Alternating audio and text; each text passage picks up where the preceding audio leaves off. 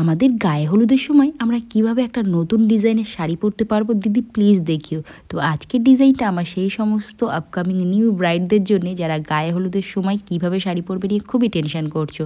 তো এই ডিজাইনটা এবং এভাবে তোমরা কিন্তু তোমাদের গায়ে হলুদের রিচুয়ালটা কমপ্লিট করতে পারো। তো প্রথমেই দেখো আমি এখানে দুটো শাড়ি নেব, আর ফার্স্ট একটা ইয়েলো রঙেরই শাড়ি নিয়েছি, তার কারণ যেহেতু গায়ে হলুদ, লাল হলুদ শাড়ি পরবে বা ব্লাউজ লাল থাকবে, শাড়ি হলুদ পরবে, তাহলে কিন্তু তোমাদের দেখতে ভালো লাগবে।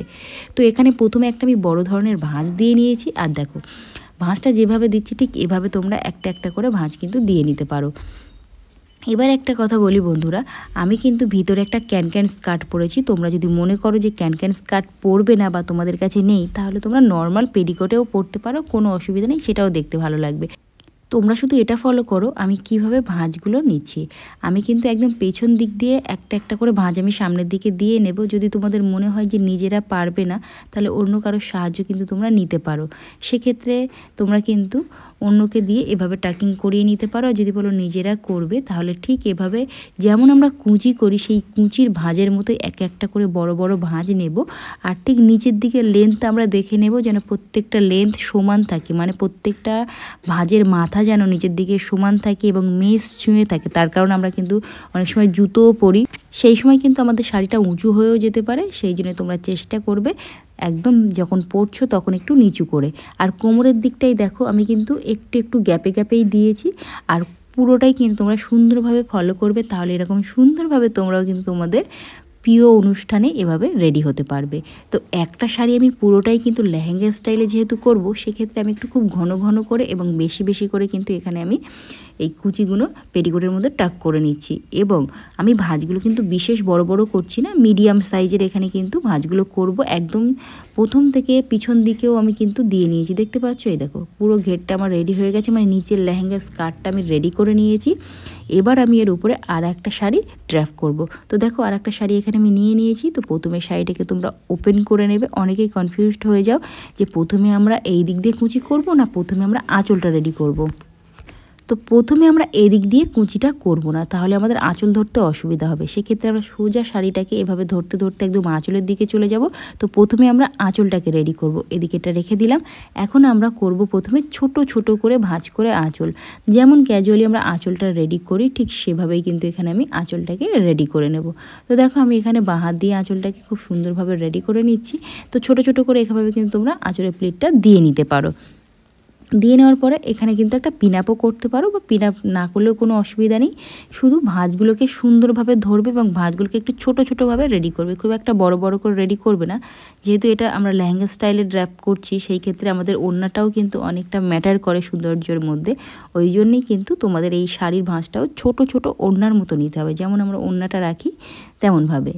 তো এখানে এইভাবে রেডি করবে। আর আমার প্রিয় দর্শক, আমি কিন্তু আমার চ্যানেলে প্রচুর বেনারসি শাড়ি ড্র্যাপিং দেখিয়ে দিয়েছি। যারা বিয়েতে কিভাবে বেনারসি শাড়ি পরবে ভাবছো, তাদের একদমই চিন্তা করার কোনো দরকার নেই। আমার চ্যানেলে আমি প্রচুর প্রচুর বেনারসি শাড়ি কিন্তু দিয়ে দিয়েছি, এবং তোমরা আরও নতুন নতুন আমাকে কমেন্টস করো যে তোমরা আরও নতুন নতুন কী কী ডিজাইন বিয়েতে পরার জন্য আমার থেকে দেখতে চাইছো। আমি অবশ্যই কিন্তু তোমাদের কমেন্টস দেখে সেই মতো কিন্তু একে একে ভিডিও দেওয়ার চেষ্টা করি।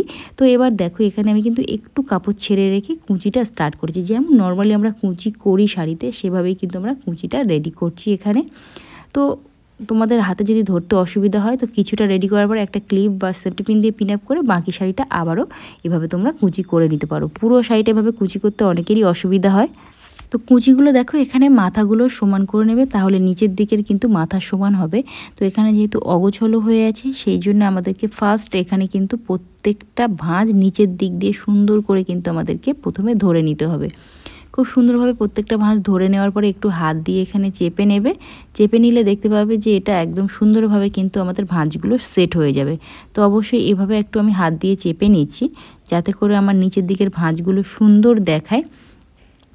তোমরা এটা কিন্তু একটা যে কোনো অন্য রঙের শাড়িও কিন্তু এর উপরে দিতে পারো। যেহেতু এখানে নিচের স্কার্টটা তোমরা হলুদ রেখেছো, ওপরেরটা অন্য কিছু রঙের দিতে পারো, কিন্তু আমি মেনলি হলদি স্পেশাল শাড়ি টাইপিং দেখাচ্ছি, ওই জন্য দুটোই হলুদ রঙের শাড়ি নিয়েছি। কুচিটাকে সোজা একদম মিডিল পয়েন্টে পিছনে নিয়ে গিয়ে পেটিকোটের মধ্যে এখানে কিন্তু তোমরা সুন্দরভাবে টাক করে নেবে। একটু বেশিভাবে কাপড়টা ভিতরের দিকে দিয়ে নেবে, তাহলে তোমাদের কোনো অসুবিধা হবে না। আর এখানে দেখো আমি ভাঁজগুলো একটু ঠিক করে নিচ্ছি। তোমরা চাইলে কিন্তু এখানে এভাবেও রাখতে পারো, মানে ভাঁজগুলোকে নিচের দিকে রাখতে পারো, উপরের দিকে বেশি তোলার দরকার নেই, কিন্তু আমি একটু উপরের দিকে তুলে নিলাম। তো এখানে দেখো একটা সেফটি পিন তোমরা পিন আপ করবে, ঠিক এইভাবে কাপড়টা ধরে নিয়ে ব্লাউজের ভিতর থেকে এখানে একটা পিন আপ করবে। দেখতে পেলে? যদি মনে হচ্ছে এখানে একটু ঢিলা হচ্ছে, তাহলে এই দিকে কাপড়টা একটু তোমরা ভিতরের দিকে দিয়ে নেবে। তো হয়ে গেল আমাদের এক সাইডে। এবার এই পিছন দিক দিয়ে দেখো আমি একটা পার উপরের দিকে এভাবে টেনে তুলেছি। তো এখানে একদম ফাঁকা, দেখতে ভালো লাগছে না, ওই জন্য আমি নিচ থেকে আরও বেশি করে কাপড় টেনে বার করব, যাতে একটু ডিজাইনটা আমাদের সামনে আসে। তো দেখছি অনেকটাই ফাঁকা। এরকম যদি ফাঁকা থাকে তোমরা চেষ্টা করবে অনেকটা করে কাপড় বাইরের দিকে বার করে আনার, কারণ একটু ডিজাইন না থাকলে দেখতে ভালো লাগবে না। তো এখানে আমার একটু ডিজাইন বার হয়ে গেছিলো। এবার আমি এখানে এই কাপড়টাকেও কুচি কুচি রেডি করে নেবো, মানে ছোট ছোট করে প্লিট রেডি করব। তো নিচের দিক দিয়ে দেখো আমি এভাবে ভাঁজগুলোকে রেডি করছি, দেখতে পাচ্ছ? ঠিক এইভাবে তোমরা নিচের দিক দিয়েও ছোট ছোট করে প্লিটটা রেডি করবে। ঠিক এভাবে প্লিটটা যখন রেডি হয়ে যাবে, তোমরা এটাকে একটু উঁচু করবে, হাতটাকে একটু উঁচু করে এই নিচের দিকের ভাঁজগুলোকেও কিন্তু সুন্দরভাবে ধরে নেবে। আর যদি তোমাদের এখানে ডিজাইন থাকে তাহলে এতটা শাড়ি বার করার দরকার নেই, যতটা মনে করছো প্রয়োজন তো ততটা এখানে নিতে পারো। বা তোমরা যদি চাও এই কাপড়টা বার না করলেও কিন্তু পিছন দিকটা বেশ সুন্দর লাগবে। আর যদি এটা একটু লেহেঙ্গা স্টাইলে চাও তাহলে এই কাপড়টা এখানে কোমরে তোমাদের টাক করতেই হবে, নাহলে কিন্তু ভালো লাগবে না। দেখতে পাচ্ছ? এবার এক্সট্রা কাপড়টা পেটিকোটের ভিতরে আবারও আমরা দিয়ে নেব, খুব ভালো করে ছড়িয়ে নেবে চারিদিকে। এবার দেখো এখানে ওই কাপড়টা একটু সুন্দর করে রেডি করে নেবে। তো হয়ে গেল আমাদের লেহেঙ্গা স্টাইলের শাড়ি র্যাপিং। সিঙ্গেল শাড়িতেও কিন্তু আমি লেহেঙ্গা স্টাইলের শাড়ি র্যাপিং দেখিয়ে রেখেছি। আর তোমরা যদি মনে করো না দুটো শাড়ি দিয়ে পরবো, তাহলে এইভাবে কিন্তু পরতে পারো। শাড়ি পরা তো কমপ্লিট, এবার একটা অবশ্যই এর সঙ্গে কোমরবন্ধনী পরে নিতে হবে। আর এটা হচ্ছে আমার আজকের ফাইনাল লুক।